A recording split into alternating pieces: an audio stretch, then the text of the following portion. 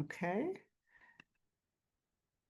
If this is your first time with us, thanks for joining. If you've come many times, thanks for joining. As I said, Dr. Elif Sozmen is going to speak to us about blood-based biomarkers for Alzheimer's disease, and really with a specific focus to the community here, so in the primary care space. And these clinical vignettes will be integrated into the talk, and there will be ample time for discussion as well.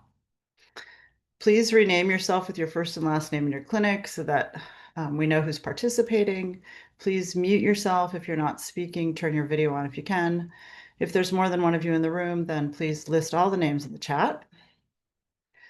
For University of Washington faculty, staff, or students, hopefully you've already completed the mobile text registration, or if this is your first time, then you can complete this mobile text registration by sending your University of Washington email address to the phone number you see here, and you'll receive a response. And then after registration, you'll text this 13461 to the same number, and you'll receive this confirmation that your CME has been recorded for the session. For anyone else, please know that we're recording your participation by Zoom Analytics and also through Sammy, our program manager. So therefore, we really need to see your full name, and Sammy will reach out if there's any questions or any clarifications. CME is accredited through University of Washington. And for this talk, none of the planners have any relevant financial relationships to disclose. And the speaker has declared prior relationship, which she can talk to you about. All relevant financial relationships have been mitigated in this instance via peer review process. And the relationship has ended before the time of the presentation. Okay. There are lots of other wonderful CME opportunities, including University of Washington Project Echo Geriatrics, University of Washington Traumatic Brain Injury Behavioral Health Echo, the Psychiatry and Addictions Echo, a telehealth training series, telebehavioral health. There's also a great consultation line, especially for guidance regarding complex pain medication regimens with high-dose opioids, as you see here. And then there's also a UW telepain series. Furthermore, there are grand rounds both in psychiatry and neurology that are fantastic, and you can watch them via Zoom or access the archive for previously recorded sessions. Please do bring your cases to the community. It's really an essential part of the process. And we can help you to, prepare the case and reach out to Sammy if you have a case. Everyone learns with these cases. Thank you for bringing them forward. As reminders, we never disclose PHI, so during the sessions, please don't ever reveal anything that could identify the patient or the family member. And all sessions are recorded, so if you have to drop off or if you missed a session, you can always go back and watch it. And then please do complete the 1-minute post-session survey, because it helps us to continue to improve this process and for you all. All right. Here we are, our hub team. And as you see, the hub team really is representing many different, the Dementia Action Collaborative and many different health systems within the state of Washington, and also bringing expertise from many different, social work and a pharmacist and primary care and neuropsychology and so forth. And here you all are. So we've provided over 2,000 instructional hours since June 2020. And in 2024, 100% of the respondents reported that Project ECHO improved their quality of care for patients with dementia, and nearly 64% reported changes by others within their organization based upon participation in Project ECHO. So there's this rippling out of this impact, which is fantastic. And please do continue to share locally if you think there are others who would benefit from the program. Okay, so here we go. So we're so fortunate to have Dr. Elif Sozmen here today, and she is from the Center for Healthy Aging, and she came from UCSF, and she's going to talk to us today about blood-based biomarkers for Alzheimer's disease in the primary care space. And thank you so much, Dr. Sozmen. Thanks, Elif. It's my pleasure to be presenting in Echo Dementia. Thank you so much. Would you like me to start sharing?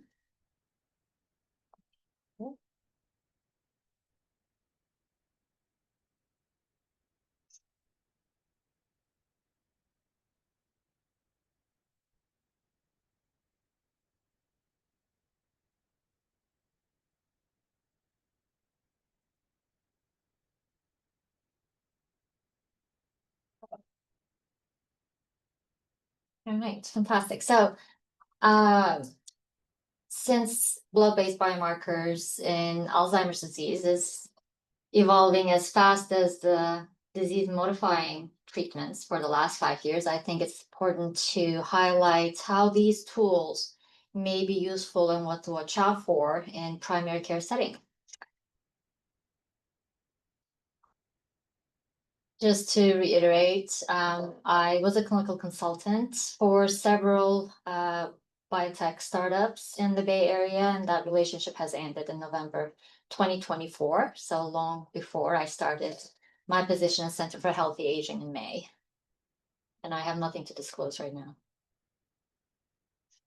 My goal for CME learning points today are improving everyone's, hopefully not just primary care, but also specialist clinical decision-making by reviewing the current data and assist us in selecting appropriate AD blood-based biomarkers. I will abbreviate as BBM from now on for ease in our clinical practice, and recognize which patient presentations may in fact benefit from BBM testing, and review the most recent Alzheimer's Association and AFB guidance for use of these biomarkers in clinical setting. Hopefully, you will feel more confident at the end of the CME in terms of result interpretation and maybe some tips in patient and caregiver education when you're asked about these blood-based biomarkers.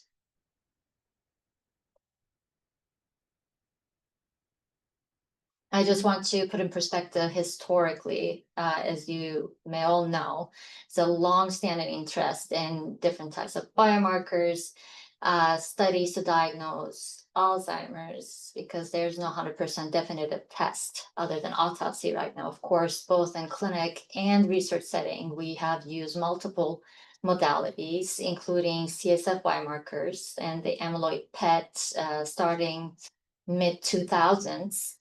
In order to differentiate AD from other neurodegenerative conditions. Tau PET and blood-based biomarkers here, they're in dotted line. They have not been part of the guidelines for a long time because they either did not become a successful surrogate for the gold standard, such as a CSF biomarker and amyloid PET. More recent tau PET is really performing well, but biomarkers have been lagging, mostly restricted in the research space.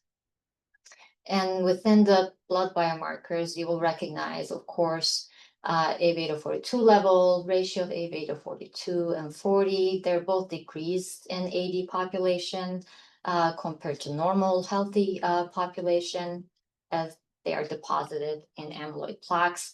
And we have phospho-tau 181 concentration. It's been around for a while. It is just one of the markers of amyloid, but as well as tau. The reason why we need biomarkers that are non-invasive more than ever is because time is the essence when it comes to disease-modifying treatments, the anti-amyloid treatment modalities. We want to bridge the accessibility, perhaps earlier identification with patients may benefit, especially in rural settings where specialists, there's a long waiting list. And of course, the primary care is often the setting where most of these patients present to before a specialist referral is made. Hopefully there's a delay between the symptom onset and the initiation.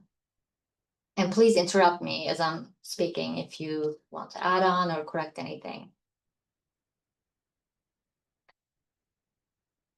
In addition to the biomarkers I mentioned, for the last 5 years, the phospho-tau 217 has been more prominent, performing better as a surrogate for amyloid burden because the disease-modifying treatments are targeting the amyloid.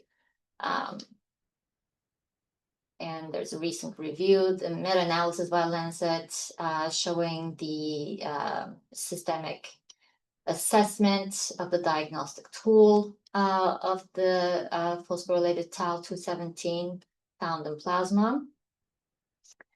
And our hope is to have additional tools that detect AD and amyloid burden in AD as surrogates for the gold standards of the CSF and PET diagnostics.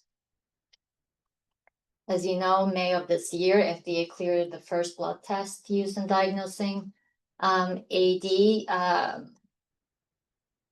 in an effort to reduce reliance on PET scans. However, within the guidelines, it is still not replacing any of the gold standard right now. It is specifically for this platform, LumiPulse G, testing phospho-tau 217 and A-beta 42 ratio. And it is for detection of amyloid plaques in patients above 55 exhibiting signs and symptoms of AD. To reiterate, phospho-tau 217, and counterintuitively, even though it says tau, was found to be strongly associated with the amyloid burden, amyloid pathology. That's why it is selected in this setting. It is important to know which platform test is available in your practice because, for instance, we use LabCorp and it is not this platform. There's something sounding similar, but it's not necessarily this platform. And that has been a problem across, you can imagine, globally, but also when you read different studies. For that reason, in July, I think Alzheimer's Association expert panel came together to look at all the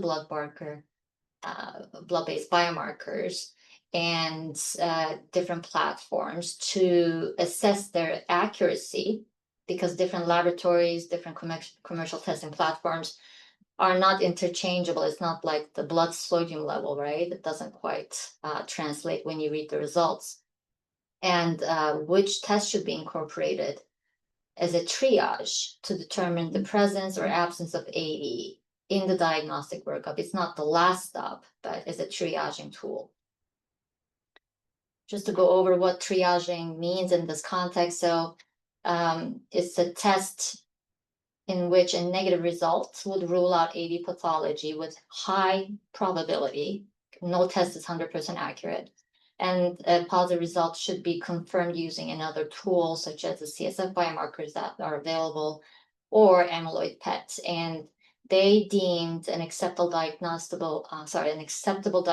test accuracy for triaging is at least 90% sensitivity. So 90% of the time it is identifying true positives, true ADs, and 75% of specificity. So that's the true negative deterministic value.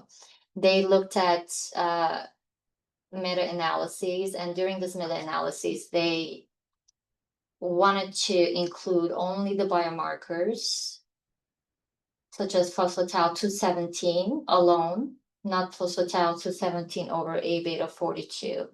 That is what FDA approved in that one platform, but they looked at only the pure pulsatile levels. And the only ratio test that they report was, the A beta 42/40 test that's been around for a while.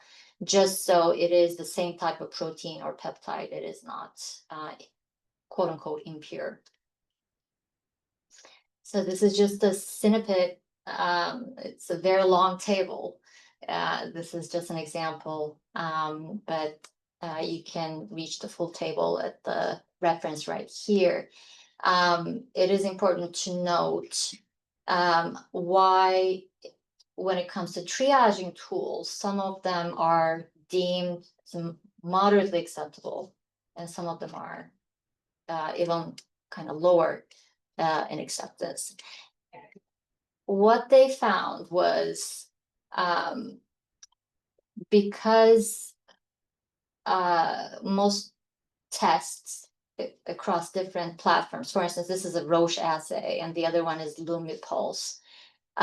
When they looked at what type of reporting they were doing based on pre-specified thresholds that are either interpreted with or without knowledge of the actual pathology, they found variable rates of bias. That's why they have been rated down for triaging. But when we look at the full spectrum of all the tests they have looked at, so I'm only highlighting the A beta 42/40 assays available globally, and then the phosphatide 217 here.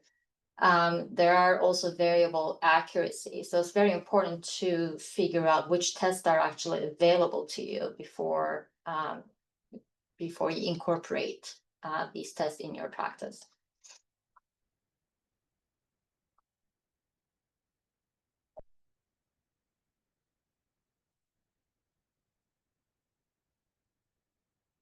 Okay.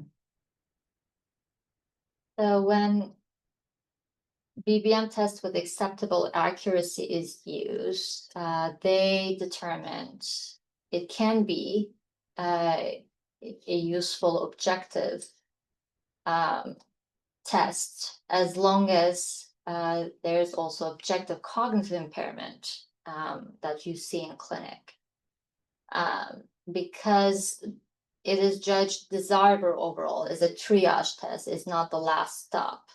And the undesirable effects to be kind of small to moderate, as long as you are using a very sensitive test. Overall, they deemed blood-based biomarkers in AD is still evolving, is very promising, representing a scalable, patient-friendly option that could enhance, but not 100% determine the diagnosis. So what should we keep in mind when we order and interpret these AD biomarkers? Certain conditions that affect any biomarker, not just AD, and the levels of protein peptides that we're testing may be altered in, of course, infectious, systemic infectious, or CNS-specific serious infectious that are chronic, like neurocysticercosis, untreated HIV, any history of chemo or radiation, severe TBI or CTE are some of them.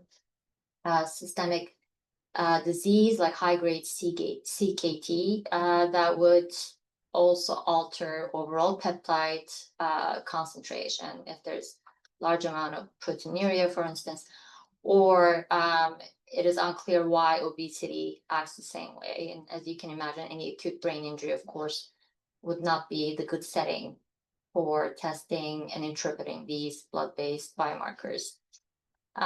It's not much in our practice, but as primary practitioners, you may be using more nebulisin inhibitors. We don't really see them in our cognitive behavioral neurology clinic, but that is also listed. Okay, so I just want to go over very brief vignettes. These are actually culmination of, I'm sure, a lot of patients that I've seen in clinic. And you may see them too in your private practice. So the first one,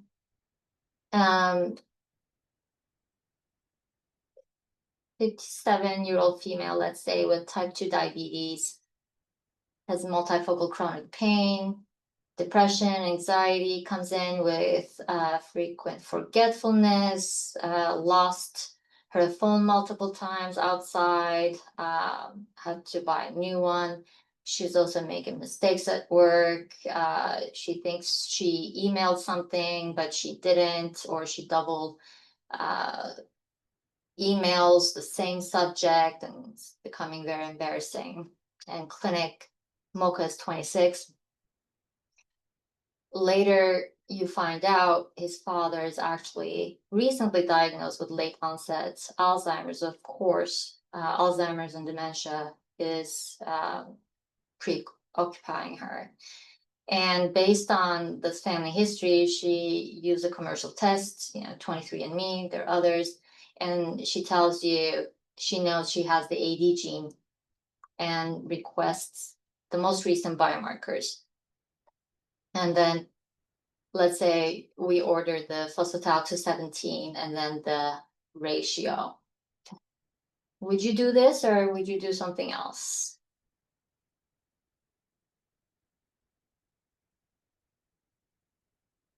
And if someone can help me with the chat and read it as I'm presenting, that will be actually very useful. Yeah, I can do that for you. So that's a great question. What do people think about in this scenario ordering these blood-based biomarkers? Anya, you can unmute yourself, or she says, rule out depression. Very important to think about potential other factors. Absolutely. Great point. So think about depression. Yeah. I You can would, unmute yourself and yeah, Emma. I was just going to say, I would get neuropsych testing if accessible because, this person's only 57 years old and she also has history of depression, anxiety, chronic pain, and maybe she's forgetful for other reasons other than Alzheimer's disease, and she scored normal on her MoCA. So I would just do more testing, rule out other causes, and really ensure that this clinical picture correlates with Alzheimer's before ordering the biomarkers in case they're positive and she's technically asymptomatic from the disease if deems that's the case. Mm-hmm. Right. And I mean, with this MoCA, yeah, great points. Thank you. And then Karen Hayes says stress, depression, anxiety can affect cognition, diabetes, affecting vascular health. Sounds like a more holistic approach could be started first. These are all fantastic, super helpful ideas. And then Anya also says, what about brain fog and menopause? Another really important question. So these are great. And what about So Carol, the MoCA, yeah, go on, sorry, Toby. Thank you. sorry, I just said that the MoCA score, or I mean, it's still within the normal range. Yes. So is it like even is to reassure the physician or the patient that it's okay, although it's 26 to 30. So I'm just curious about this number. If as a physician or provider, it will kind of reassuring us, or it will say, oh, because if you decide to do the MoCA and you get the score, so is it how it's impact the decision to basically proceed with further evaluation, even with plasma, I mean with blood Based biomarkers, yeah. Yeah. So these are all great questions. And I think it's very important to look at her age, look at her normal cognitive assessment. She's working, how's she doing functionally? What other factors may be contributing, and taking that holistic approach. So then Reza says, I try to avoid testing as long as we do not have a good preventive pharmacological treatment. So maybe follow up. So neuropsych testing, holistic approach, evaluating depression and anxiety. And then Christine is asking, are there other major, life changes or events or stressors? Great. These are such important things to think about. So thank you. And Carol, did you want to say something? Yeah, I would just love to hear your pitch for how this would change your management. To me, that's the question, at every point here. Yes. And I just want to, I'm a practicing PCP. I want to know, what am I going to do different for you? So does that mean we have to start with only the subset of people who are ever going to think about the new drugs? Is that the subset we're testing? Because that to me is the only like change your management thing that these BBMs get you. So I'd love to hear how you think about that, Dr. Sozmen. Yeah, absolutely. And also, this is, I think, a great opportunity when they come in asking for this test, the utility and the purpose of biomarkers. So, this is not just the genetic test, like more academic knowledge, like you did with 23andMe.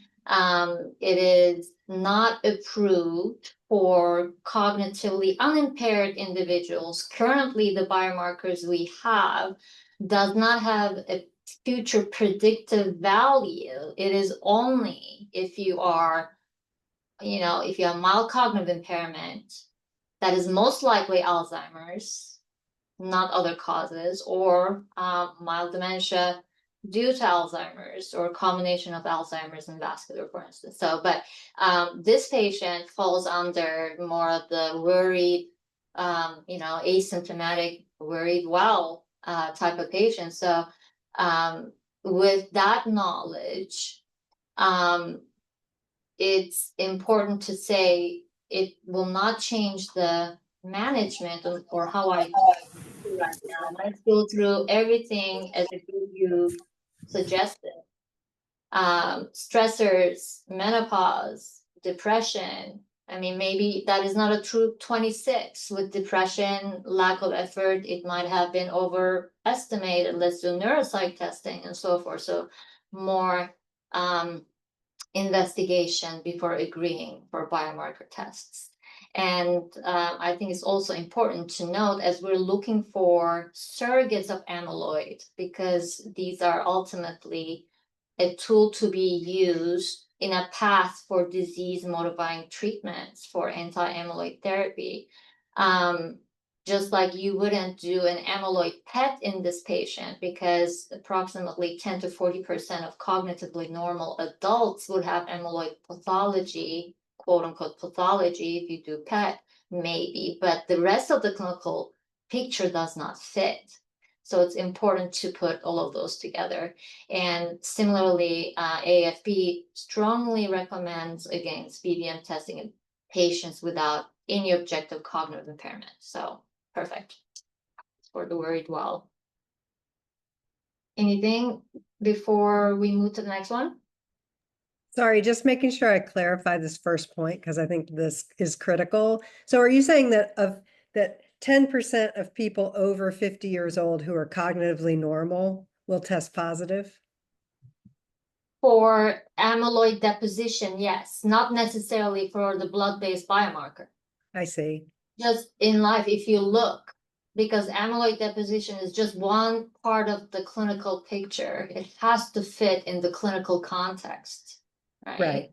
We don't want to overdiagnose based on one test, just like we don't do it based on just amyloid PET, cause unnecessary anxiety, and then further testing, further confirmation has to have high positive predictive value. And the way we get there is really eliminating everything and not doing it in a cognitively unimpaired patient population.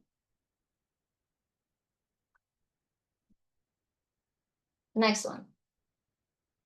60-year-old lady with hypertension, hyperlipidemia, obesity, has sleep apnea and insomnia, unfortunately, with significant word-finding difficulties, increasing inattention.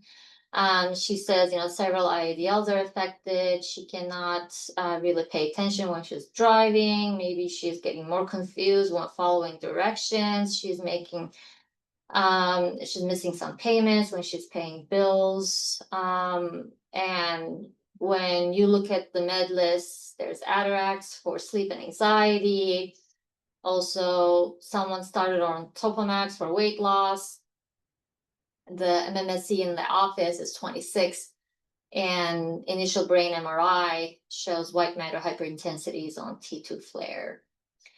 Before she comes to us, before she comes to you, somehow got a hold of the earlier biomarker profiles that are kind of commercially available, One of them is ATN. It stands for the plasma A beta 4240, the plasma phosphatide 181, and then neurofilament. She's worried about these results and requests additional testing with the newest biomarkers. Based on this ATM profile, she gets the phosphatide 217, and then it comes back indeterminate. It's very frustrating. And then she undergoes amyloid PET. In this sequence of events, probably took several months. Before going down this route, would you do anything differently?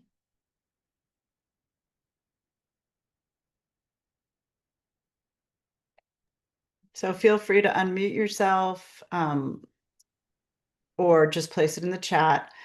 And while people are thinking about this patient and her med list and everything that's going on with her, and you know, she comes to you with all of this workup and you have to figure out what to do, or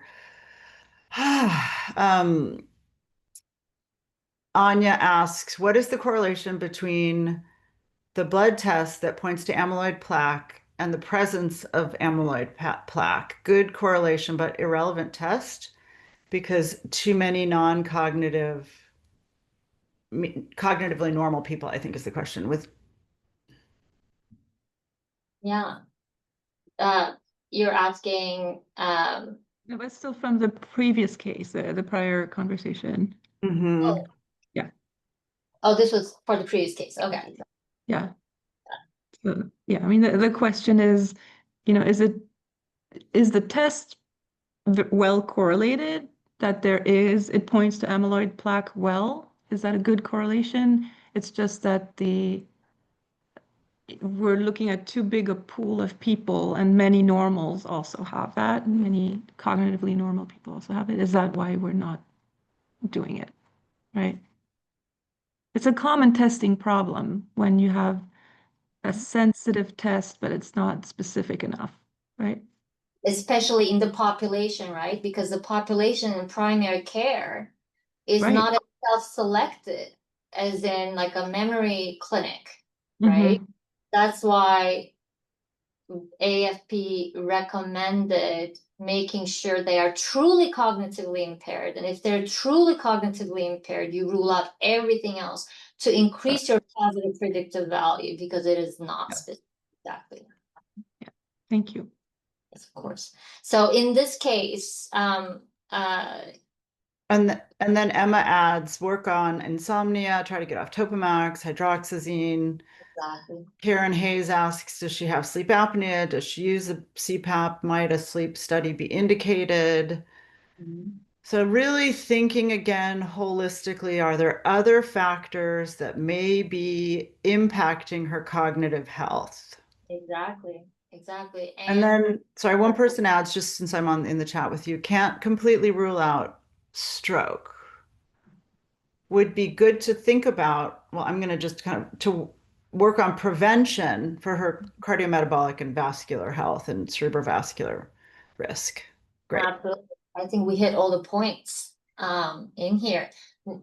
Again, we don't want to misattribute true MCI to a neurodegenerative disease right away. Even though Topamax and hydroxyzine are not permanent factors, we see them often, especially like even us, like migraine patients, right? Like they're often on it. A lot of patients come in with comorbid depression and anxiety, and not all anxiety medications act the same. I agree with the OSA. I was asked if they're truly compliant.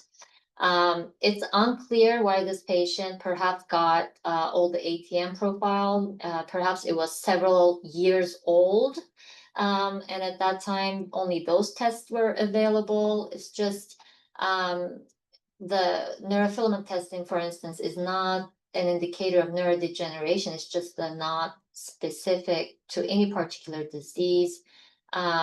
It is a measure of external damage, and it doesn't really give you a lot of specific information. It doesn't have the standardized cutoff. So it's I think, useful to discuss the utility of the test that was previously ordered there, and if it's even possible to interpret them.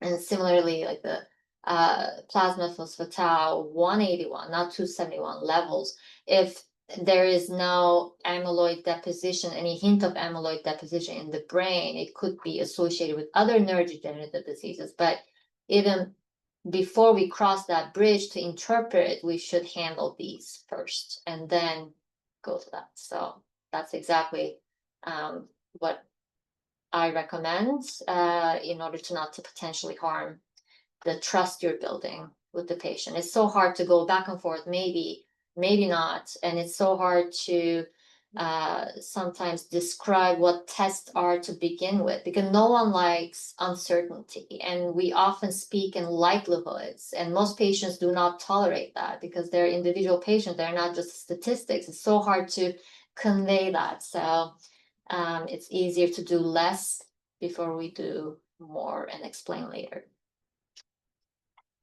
Please, Carol.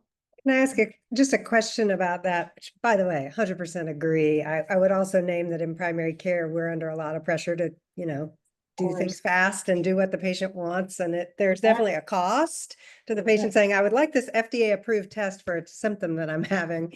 I think it's the right thing not to willy-nilly order tests, but I do want to name that conflict that exists. And then they go write a bad review and all the things.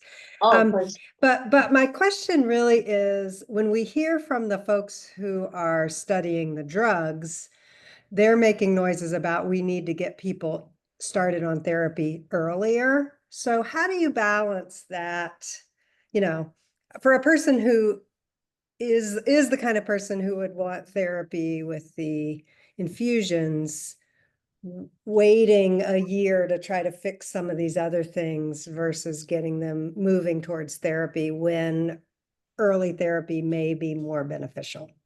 I'm not a big believer in the drugs, but can you talk us through that?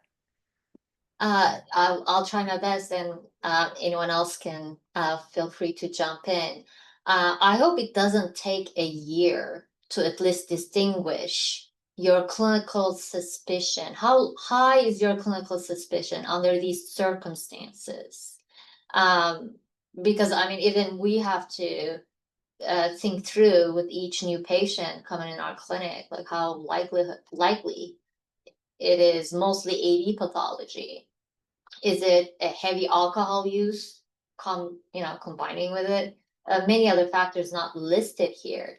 I think part of the blood-based biomarker being available has to be balanced with still appropriate context. Perhaps in a patient like this, additional neuropsych testing would be useful. A polypharmacy reduction immediately would be useful, and maybe neuropsych testing after that, right? Really use your CPAP. You can't force anyone, but let's do neuropsych testing after we do these immediate changes that we can actually work on.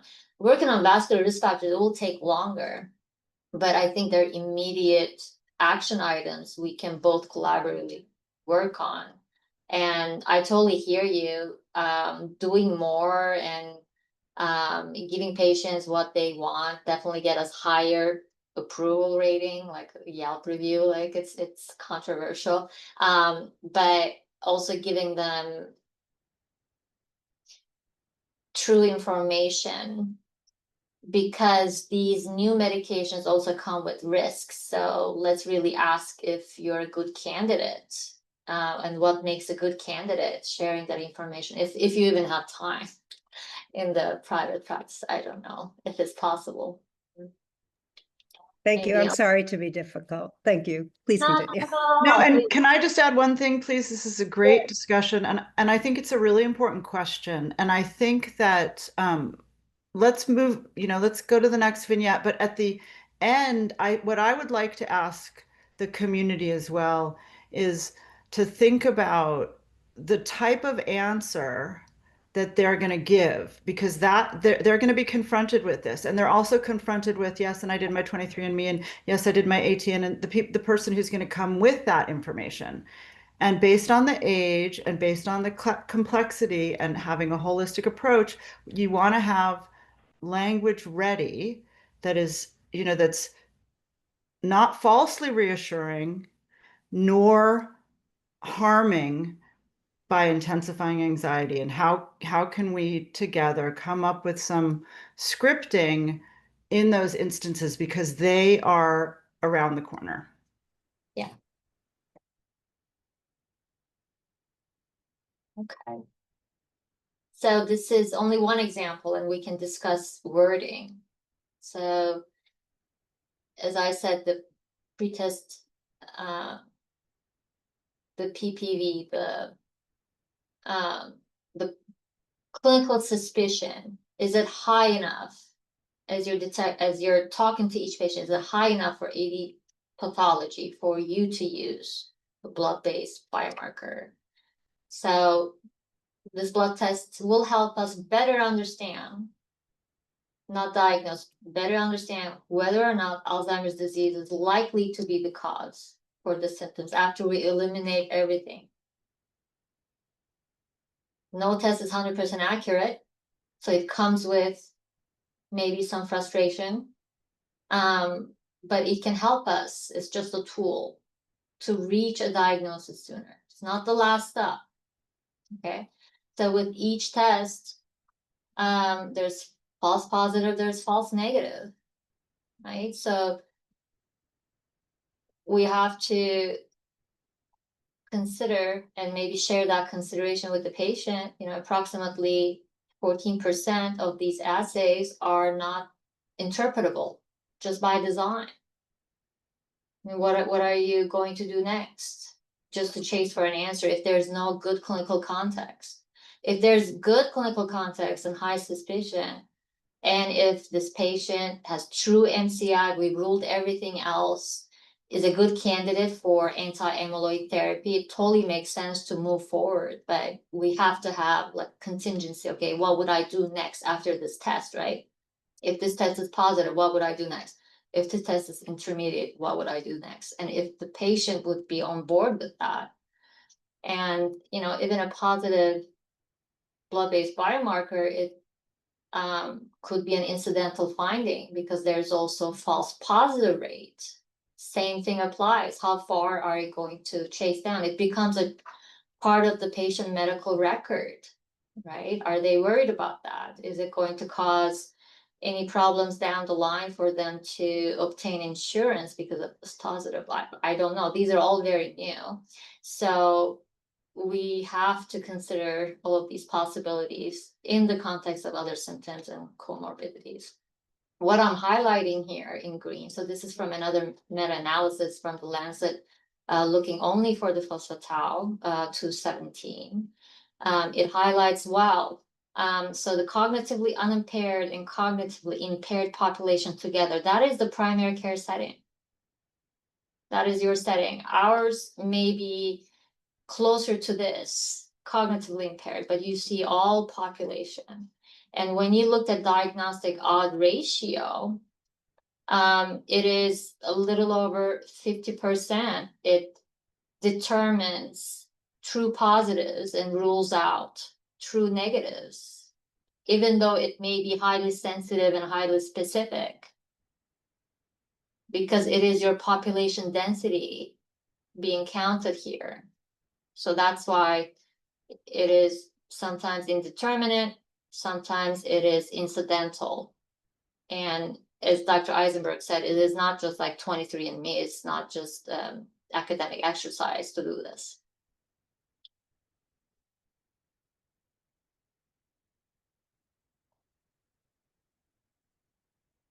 Is it okay if I move to the third one, or is there any additional questions for vignette number 2? All right.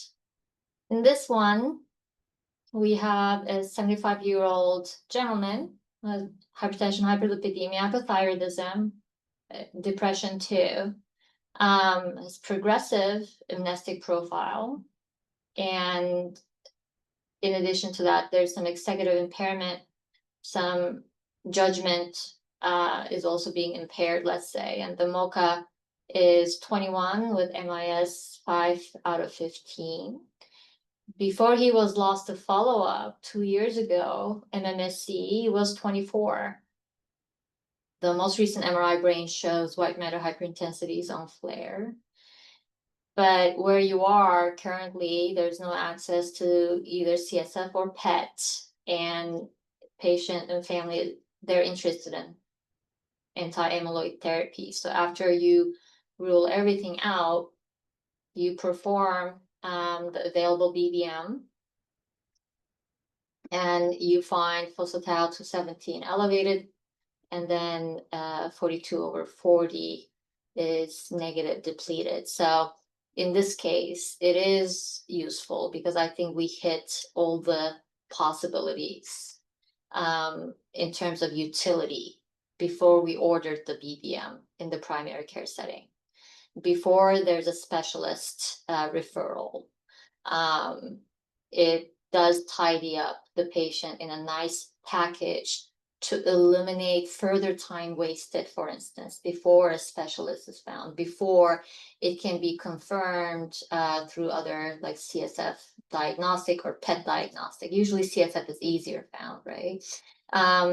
Because, you know, Alzheimer's is not the only cause of dementia, as you all know, but at this age group, it could be other things. It could be vascular dementia that maybe you clarify there's comorbid AD pathology. It is not just, for instance, the late pathology. So it's useful still for this patient. And if, let's say, you're not in an urban setting, MRI is possible, but, you know, amyloid PET is not available. You could confirm the diagnosis, let's say, with CSF, and then start lecanemab.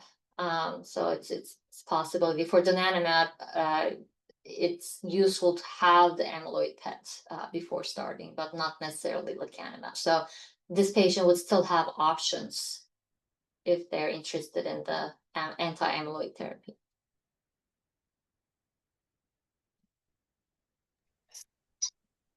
Anything? Before we move on, yeah, I think some good points have been made in the chat, so I'll just read them out. So Anya just asks a really important, big, broad question, which is, you know, there's a lot of people who are concerned about this. That's true. So an affordable, highly specific blood-based biomarker that can predict Alzheimer's, so early treatment can be considered, you know, is really important. So, but if the tests are just for when we have really high suspicion, how useful are they? And I think this was an example, this case was an example where it was helpful to determine the next path. And then Emma says, you know, and there's a higher clinical suspicion here. I mean, age, I would add, and then the MoCA is abnormal and it's declined and he has amnestic symptoms. And then Chris Rhodes makes this very important point, which we're really focused here on blood-based biomarkers, but nonetheless, when we're thinking about safety and eligibility for these anti-amyloid monoclonal antibody therapies, we want to be very cautious regarding presence of microhemorrhages on MRI or more moderate to advanced microvascular ischemic disease. So he asks, are there microhemorrhages on MRI? And then what was the FACECA score, which, as some of you may know and others may, it's a neuroradiological score that evaluates the severity of the cerebrovascular or white matter disease on MRI. And then I'll just make another point about this. Again, it's related, but it's not, you know, you're doing a fantastic job with this specific topic.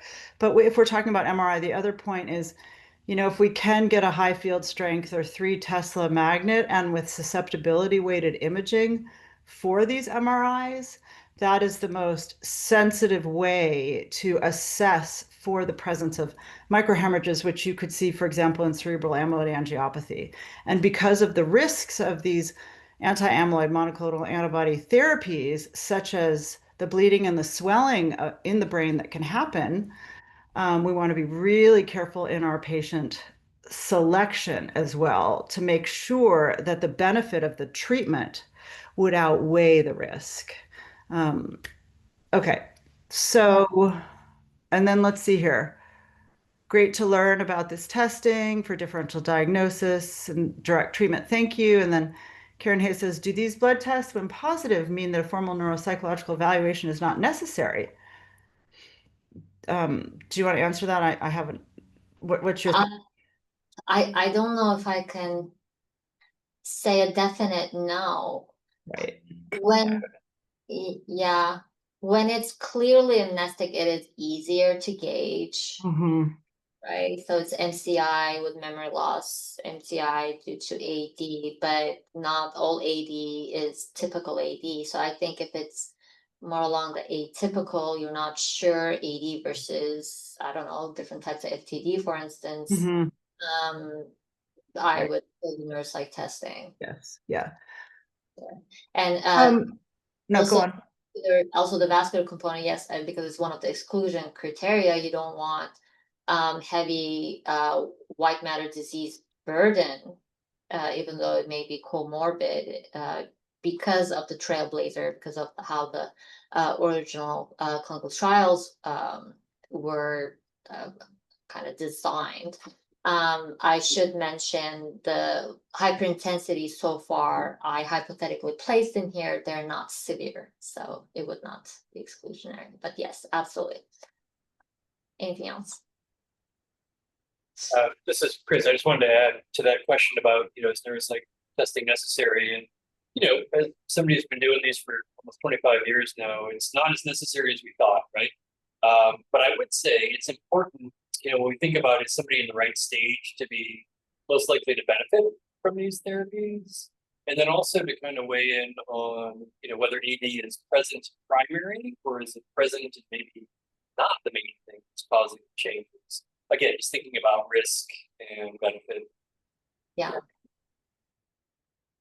It's getting difficult to get a neuropsychiatric testing, unfortunately. It is also a very limited resource. So I wish it was more easily accessible. It's a months-long wait, but yes, if available, we're all collecting data, right, to kind of enhance our clinical judgment. So it is good to follow up to, just like the MRIs. Okay. Our last patient is an 87-year-old lady with dementia and psychosis. Unclear why. And she's undergoing long-term placement referral, which is taking forever. And family members want to know exactly why, and request these blood-based biomarkers. How would you counsel the caregivers and the family?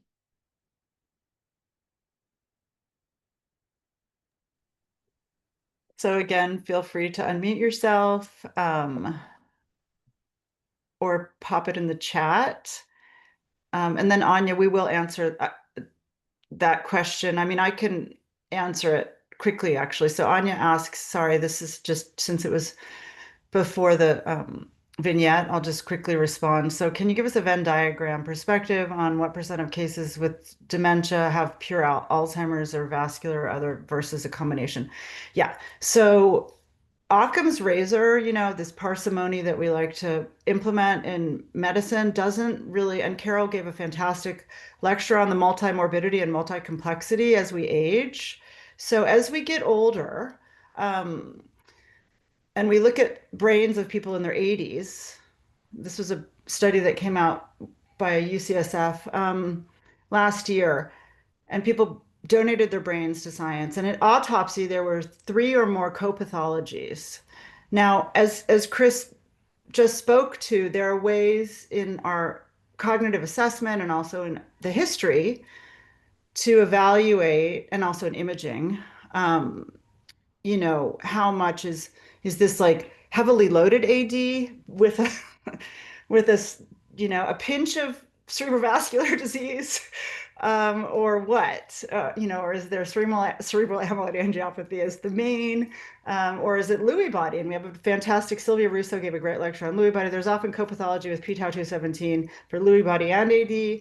So, as we get older, age is the single greatest risk factor for AD, for dementia, and stroke, and other neurodegenerative processes, synucleinopathies and so forth. So while we like to be parsimonious, we can't always be, especially in the elderly. So and so we have to be really cautious, which is why we're having this very thoughtful discussion. So thank you for that. Great question. And then Reza also is asking, how is this blood-based biomarker gonna change how we're helping in this instance? And I think that's fundamentally such an important question. Like, is this test going to change our management? And if no, why are we ordering the test? Fundamentally, that's important in a patient-centered way. It's important in a population impact way. And what are the costs, right? So what are the costs of these tests? They may need to conserve their resources in our absence of a safety net, in these crazy times. And so rather maybe establish goals of care and explain it's unlikely to change the management. She's not even a candidate, given that she's more advanced.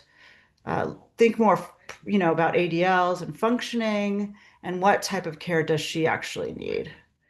Exactly. So the cost, I forgot to mention, it's approximately $300-400, and it is not covered by insurance. So that is a very good point. And this patient does not qualify in any way because it would not change the management, and the focus should be ADLs and comfort, and actually finding a correct long-term plan for this patient. So yes, absolutely. So this scenario is really discouraged. It's another opportunity to educate the patient and family. The goals of blood-based biomarker is not just to have a diagnosis, because it's not the last step of diagnosis. Yes. So Thank you. Yeah. Yeah. And then Chris, thanks for putting in the chat the brain review in 2021. And as you can see here, guys, as I said, mixed dementia it's the rule, it's not the exception. And 100% of late onset cases with 3 pathologies, which were vascular, AD, and CAA. So the average age I think was 85 in this study. Okay, great. Just to summarize, the BBMs have value as a triage tool, not the last step diagnostic tool, if your positive predictive value is high. And the way we get them high, using a high sensitivity test along with making sure there's abnormal cognitive assessment, other causes of cognitive impairments have been ruled out, and the patient is a candidate for DMT. So let's say in the initial MRI, there are lots of microhemorrhages, right? So you wouldn't necessarily pursue the BBM heavily in that patient because already ruled out, right? Already disqualified. But it is case by case basis. I think we kind of established that. And it's important to emphasize through education. This is assuming you have time with the patient. I know your schedules are incredibly overloaded. You may not even have more than 15 minutes. But if you can build an alliance to do shared decision making, so they understand potential false positive, potential incidental finding, financial burden, and the unknown ethical repercussions, the fact that they're going to be in medical record system, we don't know what it's going to be in 5 years. If they are ready for that and what the next steps may be if those are encountered. So those are my recommendations. And these are all the resources if you would like to take a look. Happy to take any additional questions. Thank you so much. Oh, thank you so much. Dr. Sozmen's fantastic. I mean, this is a really tough topic, and I think that you communicated it well and stimulated a great discussion. And I imagine there are additional questions. So if you want to stop the share, and then we can, we've got some time. So people can either unmute themselves or, feel free, or just pop it in the chat and I can read it, whatever you'd like to do.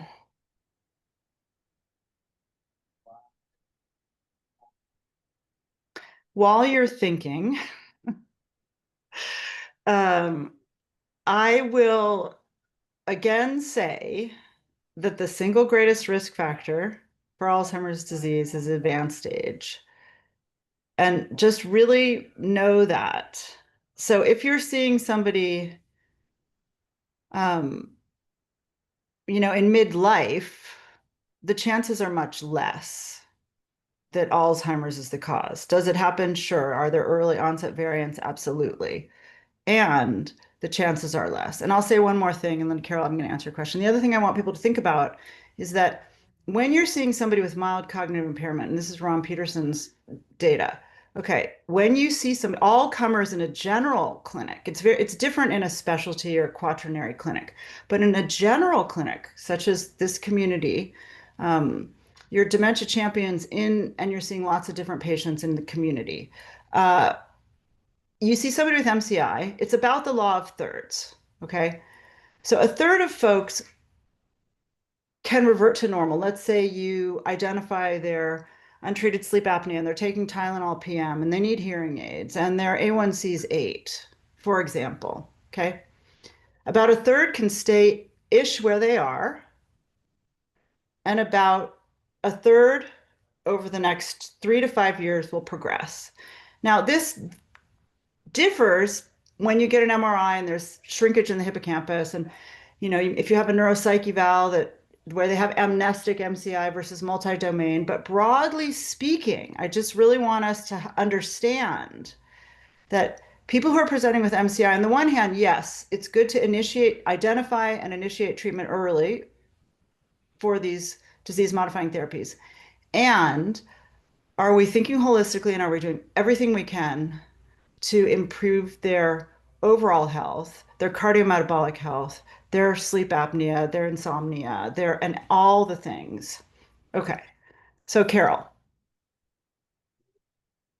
That was great, Nancy. Thank you. And thank you, Dr. Sozmen. I really appreciate this talk. In the case where, I guess I'm curious, it's sort of a broad question, so I'm taking away from these recommendations that you do think that there is a role for blood-based biomarker testing in primary care. And I've heard different opinions on that. Some people have said this is a specialty test. This should happen in a specialty place. But I'm hearing sort of a push for do it in primary care as a triage. So I just want to confirm that in the right case. I just want to confirm that. And then sort of follow up to that question is, maybe it's only appropriate in people for whom the, disease-modifying infusion therapies are appropriate. So what that means is primary care has to be able to figure out who's appropriate, or at least has to be able to counsel people through stage 1, 2, 3 of that, and I would say that's also a skill that we're going to need to continue to build in the primary care community. Yes, and I just put it in the chat. It's kind of summary from AFB. Of course, you still have to decide in your individual practice. If you can identify the MCI cases that are highly suspicious of AD, and they are a DNT candidate based on, there's no microhemorrhages that you can obviously see. There's so many in MRI, for instance. then there is utility before the next step is taken, because the next step would be to confirm and actually refer them for the DMT, right? So it does have potential to save time. That is how I see it. In a non-urban setting even, right? Because it is just a blood test, right? Can I add one thing to that? Because so in the studies, and we also have an echo a while back on reviewing monoclonal antibody therapy in Alzheimer's. So people who have 2 copies of the ApoE4 allele also have a much higher risk of the bleeding and swelling in the brain that can happen with the treatment. The amyloid-related imaging abnormalities. Sometimes they're asymptomatic, sometimes they're not. Much higher risk if you have 2 copies of the ApoE4 allele. Okay, so there's not consensus about this yet. I would, my personal perspective in the primum non nocere space is that if somebody is homozygote, and I'm saying it for, I would not treat them. I would not consider them for monoclonal antibody therapy. As I said, there's not a consensus. There are other people who disagree. But when you look at the studies, those folks have a significantly higher risk. The reason that I'm mentioning it here, of course, is that if you're in a rural context, and it takes a very long time to get in to see a neurologist for consideration, the safest route, if you are going to order blood-based biomarkers in a person who has a clinical presentation that's suggestive and an MRI that doesn't exclude them, which is a lot of ifs, but would be that in addition to ordering blood-based biomarkers, you would also get ApoE genotyping for that reason. That's what I would suggest because of what I just said.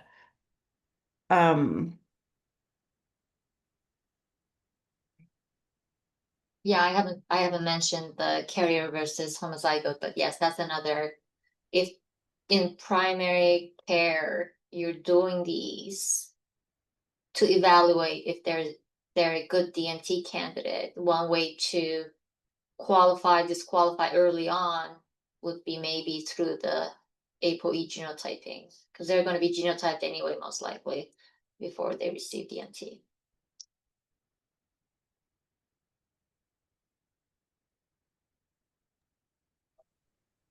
And then, thank you, Anya. That's kind words. I'll let people read it, but upping the game to use them early. There's some pragmatic utility, and maybe we can have these cognitive preserving treatments earlier. And then Emma adds, I guess it would be important to know if these patients in primary care would even have access. And that's another issue, at the population level and from the perspective of equity, like, is this something we could even safely and feasibly deliver? Do they have access to the safety monitoring with MRI? And these are other very important questions, of course. Thank you, for sure. We'd want to know that not just eligibility, but safety monitoring,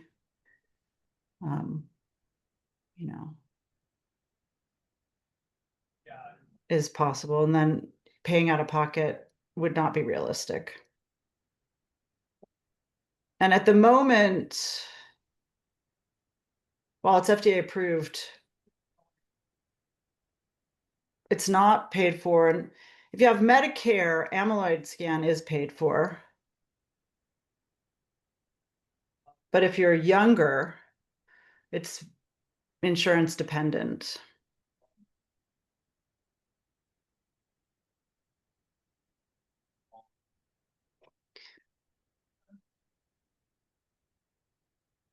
Any other comments or questions? Reza's asking, what if tau is high, but the ratio in ATN is normal, isolated tauopathy? I think Dr. Rose already answered that question. It is in absence of amyloid deposition, it is pointing towards more non-AD tauopathy, and there are multiple differentials in that. But that's why we don't do the ATN, for instance. We don't do the ATN because the cutoffs are weird, and same issue that the Alzheimer's Association showed different accuracy and hard to interpret. There's different bias. We don't use the ATN for that very reason. And as you said earlier, just to underscore again, you know, the p-tau217 is actually, it's kind of counterintuitive, but it's very, it's Amyloid burden. right. You can see it in Lewy body too, but amyloid. Right, yeah, right. Both. So that's a good question. So Carol's asking the last question of, do you think there's a role for these tests in helping with prognosis?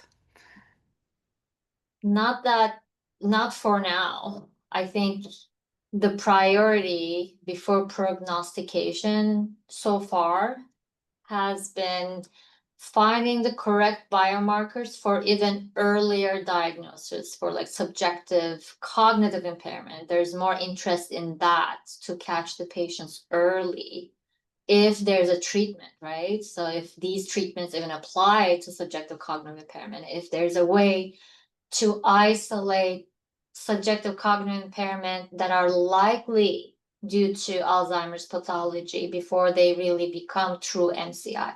That is where the research, clinical research is really paying attention, not necessarily prognostication, because even amyloid burden doesn't quite equal to when and how fast they will progress. Yeah, and I think that's just a super important point for the primary care clinician. Like, this test is not going to help us decide what's going to happen with your dementia. It doesn't help with that because you can still have dementia even if you don't have Alzheimer's disease. And so, like, I think I foresee this getting misused as a yes, you have a problem, or no, you don't have a problem blood test if it's misused. It's not right. And it's not really helping prognostically. So I just think that's not yes or no. It's not a yes or no test. And it's not determining how fast or if you will respond to DMTs. It is a tool to help if you're a good DMT candidate. Right. Or even if you have Alzheimer's versus late versus vascular, that we can say anything prognostically about those differences. We can't. Well, for late, you wouldn't have the same results, technically. Well, I guess, anyway, sorry. Yes, thank you. No, thank you guys. This was great. So just in the service of time on this Friday, please do bring your case. Thanks again, Dr. Sozmen, for that fantastic presentation. And thank you all for this amazing discussion. Bring your cases forward. If you're registered through UW, then just text this 13461. And if not, it's been recorded. On September 12th, we have a fantastic didactic with Trang on overview of supplements and over-the-counter medications. She's done fantastic talks before, and I know this one's going to be great. Thank you. And then genetic testing, another really tough topic, and then blood-based biomarker panel. So as you've marinated in this talk, there's going to be another one October 10th as well, because we do anticipate this is a big topic. Okay, and then yay, great presentation and discussion. Thank you. Let's see here. Low educational, yeah, so they would need RUDOS for sure. And then please do complete this survey, because as I said, we do review the survey and try to make this better and add more value. And we're so grateful that you guys all participated on this lovely day. And thank you, and see you in a couple of weeks. Bye.